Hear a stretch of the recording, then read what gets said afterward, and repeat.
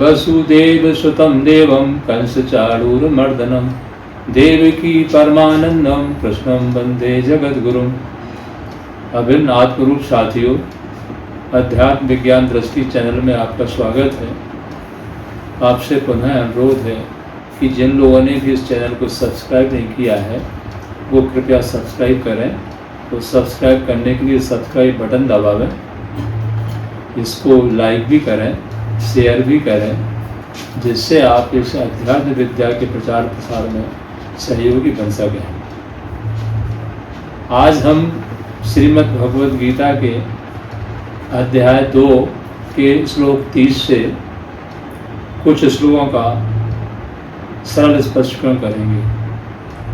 यहाँ जो स्पष्टीकरण किया जाता है वह है नवम बुद्धावतार नारायण भगवान श्री मायानंद चैतन्य जी द्वारा आविष्कृत दिव्य दृष्टि के आधार पर किया जाता है। ये युक्ति संसार में किसी के पास नहीं है, इसलिए यहाँ जो इस गीता का स्पष्टीकरण किया जाता है वो पूर्ण वैज्ञानिक रीति का और यथार्थ होता है। श्लोक 30 है, देहि नित्यम अवद्योऽयं देहि सर्वस्व भारत तस्मात् सर्वाणि भूतानि नात्वं शोचितुमर्हसि। यानी सबके देह में पार्थ सदा देहि अवध्य है, इसी से सब भूतों का शोक तुम करना नहीं। भगवान कह रहे हैं कि सब देहों में जो देही है वो अवध्य है, उसका वध नहीं होता है, उसका अभाव नहीं होता है। तो देह कहते हैं स्वरूप को, आकार को, और देही कहते हैं वो आकार प्रकार जिस तत्व से बना है वो तत्व। जैसे मिट्टी के खिलौने बनते हैं, घड़ा बनता है, सुराही बनती है, घोड़ा गाड़ी बनते हैं, सोने के आभूषण बनते हैं, हार कंगन चूड़ी बनते हैं। तो जो सोना है वो देही है और जो आकार प्रकार हैं, हार कंगन चूड़ी हैं, वो देह हैं। ऐसे मिट्टी में जो खिलौने हैं वो देह हैं, और जिससे वो जिस तत्व से बने यानी मिट्टी से, वो मिट्टी देही है। पर होता क्या है कि जब कोई खिलौने बनते हैं, घोड़ा गाड़ी आदि मिट्टी के खिलौने बनते हैं, तो वो खिलौनों के आकर्षण में वो मिट्टी को विस्मृत कर दिया जाता है, जबकि वो उसका आधार है। तो भगवान यही कह रहे हैं कि हे अर्जुन, देह बदलती रहती है, पर उसमें जो देही है उसका अभाव कभी नहीं होता है। जो देह यानी आकार प्रकार है, खिलौना मिट्टी का बना, और वो मिटेगा फिर बनेगा। इस बनने मिटने को ही जन्म मृत्यु कहा जाता है। पर खिलौना मिट गया तो मिट्टी का क्या बिगड़ा?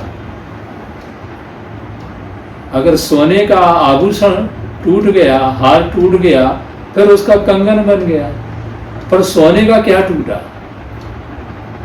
अस्तित्व का अभाव कभी नहीं होता है। तो उसमें हानि क्या हुई, उसका अभाव क्या हुआ, ये भगवान कह रहे हैं। तो जब उसका अभाव नहीं होता है तो अर्जुन, फिर शोक का क्या कारण है? क्योंकि जो मूल अस्तित्व है उसका तो कभी अभाव होता ही नहीं है। तो फिर तुम जिसको मरना जीने कह रहे हो उसमें हानि क्या हुई? और ये तो स्थूल दृष्टि की बात है, स्थूल दृष्टि में आकार दिखता है, पर हम जब सूक्ष्म दृष्टि से विचार करते हैं, विज्ञान की क्लास में जब हम बैठते हैं, तो आप ये देखें कि ये आकार प्रकार दिख रहा है। स्थूल दृष्टि से इसमें 5 तत्व 3 गुण का बना हुआ जी, इसका बाह्य स्वरूप दिख रहा है।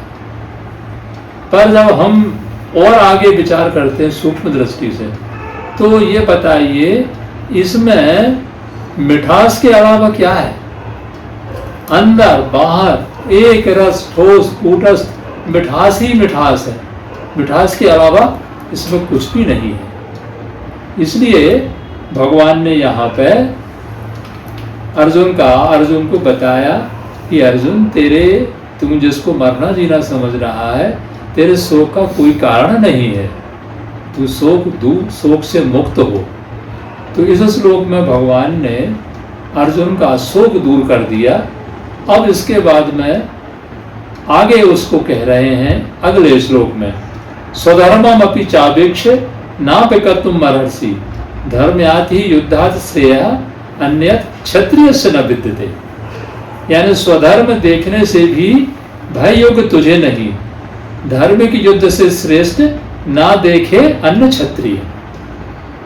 यह भगवान अब जब उसका शोक हरण भगवान ने कर दिया, तो फिर शोक मुक्त होने के बाद फिर क्या बैठ जाना है? नहीं, अपना स्वधर्म करना है। भगवान आगे अब उसको कह रहे हैं कि तू अपने स्वधर्म का विचार कर। तू स्वधर्म देखने की दृष्टि से जब सोचेगा तो क्षत्रिय को स्वधर्म से यानी युद्ध करने से श्रेष्ठ कोई दूसरी चीज नहीं है, दूसरा कार्य नहीं है। पर स्वधर्म का विचार करें। स्वधर्म यानी हम जिनको सांप्रदायिक धर्म कहते हैं उसकी बात भगवान यहाँ नहीं कर रहे हैं। धर्म कहते हैं धारणा धर्म इत्याहु, धर्म नाम स्वभाव का है। स्वभाव यानी अपना ही भाव। हर व्यक्ति का प्रकृति दत्त जन्म सिद्ध गुण एक गुण विशेष होता है, उस गुण का कर्म उसे करना होता है। जितने प्रकार के कर्म हैं इनको गीता में 4 भागों में बांटा गया है। चातुर्वर्ण्यम मया सृष्टम गुण कर्म विभाग सा। जन्म से ही गुण और कर्म के आधार से हमारा जो भी हमको गुण विशेष प्राप्त हुआ है और वो 4 ही होते हैं। जो ज्ञान प्रधान है उसको ब्राह्मण कहा जाता है। ब्राह्मण जाति नहीं, ब्राह्मण वर्ण। यहाँ वर्ण की बात हो रही है, वर्ण का जाति से कोई संबंध नहीं है। वर्ण यानी जन्म के साथ जो व्यक्ति गुण विशेष लेके आया है, तो ज्ञान का गुण विशेष लेके आएगा तो वो ब्राह्मण है। जिसमें न्याय रक्षा का विशेष गुण प्राप्त हुआ है वो क्षत्रिय है, और जिसमें व्यापार वाणिज्य करने का गुण है वो वैश्य है। पर किसी में कोई ये गुण नहीं है, पर वो शरीर से सेवा कर सकता है तो वो शूद्र है। तो वो जो गुण हमारा प्रधान गुण रहता है उससे सेवा करने का ही नाम धर्म है। यानी वो जो गुण हमारा जन्म के साथ आया है उस गुण का जो हम कर्म करते हैं उसी का नाम धर्म है। पर हम धर्म के नाम से अनेक प्रकार के क्रियात्मक कर्म करते रहते हैं, उनको हम धर्म समझते हैं। पूरी गीता जी का सार यही है कि धर्म यानी जन्म सिद्ध गुण का कर्म। गीता जी को का अंतिम जो उद्देश्य है, भगवान अंत में यही कहते हैं, स्वकर्मा तमभ्यर्चे सिद्धिं विन्दति मानवा यथा प्रवृत्तिर्भूतानाम येन सर्वमिदं ततं स्वकर्मणा तमभ्यर्चे सिद्धिं विन्दति मानवा। अपना अपना स्वकर्म करो, उससे तुमको सिद्धि प्राप्त होगी। तो यहाँ भगवान कह रहे हैं अर्जुन, तू क्षत्रिय है, तेरा स्वधर्म है अन्याय अत्याचार के खिलाफ युद्ध करना। तो इसलिए तेरा जो जन्म सिद्ध गुण है उसका कर्म युद्ध है, वो तू कर, क्योंकि क्षत्रियों के लिए इससे श्रेष्ठ कोई दूसरा कर्म नहीं होता है। इसलिए स्वधर्म देखने से भी तुझे कोई भय का कारण अर्जुन नहीं है। फिर आगे वो बताते हैं, यद्रक्षा चोपन्नम स्वर्गदारम पावृतम सुखिना क्षत्रिया पार्थ लभन्ते युद्ध वीरस। यद्रक्षा से मिला पार्थ स्वर्ग द्वार खुला हुआ, भगवान क्षत्रियों को ही मिले हैं युद्ध करने। अब ये तुझसे क्षत्रिय वर्ण का कर्म करने को बोल रहे हैं क्योंकि तू बड़ा भाग्यशाली है। क्यों? क्योंकि ये जो युद्ध करने का अवसर मिला है ये तूने नहीं चाहा है, वो मैं भी नहीं चाहता था कि युद्ध हो। ये तेरे या मेरे चाहने से नहीं मिला है। ये यदृक्षा यानी योग, यदृक्षा कहते हैं ईश्वरीय इच्छा को। सामष्टिक इच्छा को। जब हम कोई कार्य करना चाहते हैं और हमारी क्षमता नहीं रहती है तो हम देखते हैं हमको चारों ओर से कहीं ना कहीं से हमको मदद मिल जाती है, वो ईश्वरी मदद है, उसी का नाम यदृच्छा है। क्योंकि व्यक्ति में क्षमता नहीं है, पर जब समष्टि का सहयोग मिलता है तो हमारा कार्य संपन्न हो जाता है। तो अर्जुन, मैंने तो ये प्रयास किया था कि युद्ध ना हो, मैं अपनी ओर से 5 गांव का प्रस्ताव लेके भी गया था, पर वो तो कह रहा था कि मैं सुई के नुक वगैरह बराबर जगह भी नहीं दे सकता हूँ। तो इसका मतलब ये है कि युद्ध अवश्यंभव ही है, तेरे चाहने से मेरे चाहने से युद्ध रुक नहीं सकता है। ये यदृच्छा से मिला है, यानी समष्टि इच्छा से मिला है, और ये क्षत्रियों को युद्ध करने का मौका बहुत भाग्यशालियों को मिलता है। भाग्यवान क्षत्रियों को ही मिले हैं युद्ध कर में। ये हम देखते हैं वर्तमान समय में भी कोई लोग सेना में भर्ती होते हैं और रिटायर भी हो जाते हैं, पर उनको कोई युद्ध का अवसर ही नहीं आता है। तो तुम भाग्यशाली है, क्योंकि जो भाग्यशाली क्षत्रिय हैं उनको ही अवसर प्रदान समष्टि से होता है। और इसको करने से तेरे लिए तो स्वर्ग द्वार खुला हुआ है। वो ये कह रहा था कि मैं युद्ध करूंगा तो मुझे नरक प्राप्त होगा। भगवान ने कहा नहीं, क्षत्रिय के लिए युद्ध करना ये स्वर्ग द्वार खुला हुआ माना जाता है। अगला श्लोक है, अथ चेत्तमिमं धर्म्यं संग्रामं न करिष्यति तथा स्वधर्मं कीर्ति चाहित्वं पापं वाप्स्यसि। यदि इस अवस्था में त्यागेगा युद्ध धर्म तू, तो स्वधर्म कीर्ति खोवेगा, करेगा पाप संग्रह। अर्जुन कह रहा था कि मैं युद्ध करूंगा तो मुझे पाप लगेगा, आतताइयों को मारूंगा, यानी बद से आतताएंगे लगेगा पाप ही मुझे, वो कह रहा था।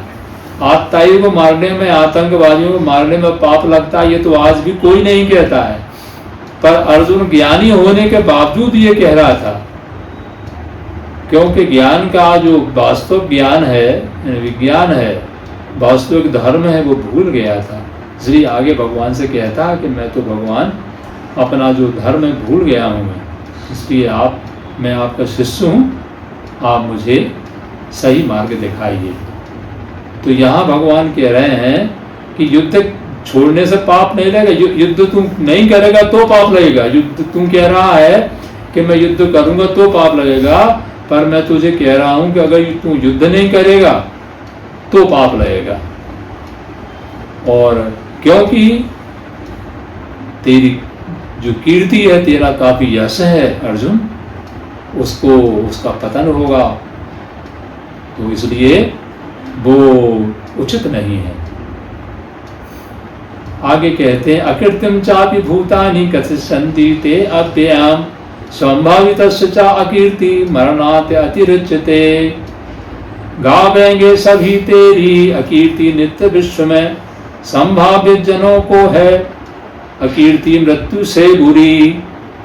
अगर तू युद्ध छोड़ के अर्जुन भाग जाएगा तो ये सब ये कहेंगे कि अर्जुन बड़ा कायर है, बड़ा धनुर्धारी बना हुआ था, गांडीवधारी, और युद्ध से भाग रहा है, और तेरा बहुत सम्मान है।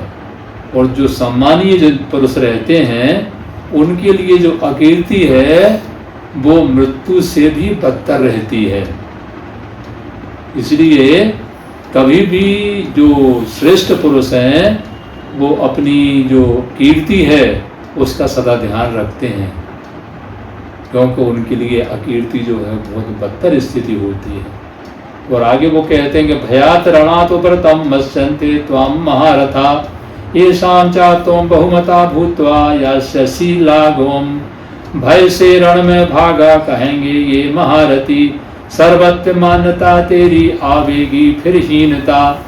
अर्जुन, तेरी काफी कीर्ति है, काफी यश है, काफी तेरी मान्यता है, क्योंकि तू महारथी है, पर वो कहेंगे युद्ध से भाग गया। आज भी हम देखते हैं कि जो सेना में भर्ती हो जाता है और सेना को छोड़ के अगर आ जाता है तो उसको भगोड़ा कहा जाता है और उसकी काफ़ी बदनामी होती है। भगोड़ा शब्द ही काफ़ी बुरा है।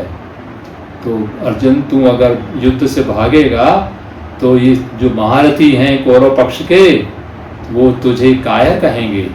तो तेरी जो मान्यता है, तेरा जो सम्मान है, उसका पतन हो जाएगा। इसलिए अर्जुन, तुझे इन सब बातों का विचार करते हुए युद्ध करना ही श्रेयस्कर है। आज इतना ही।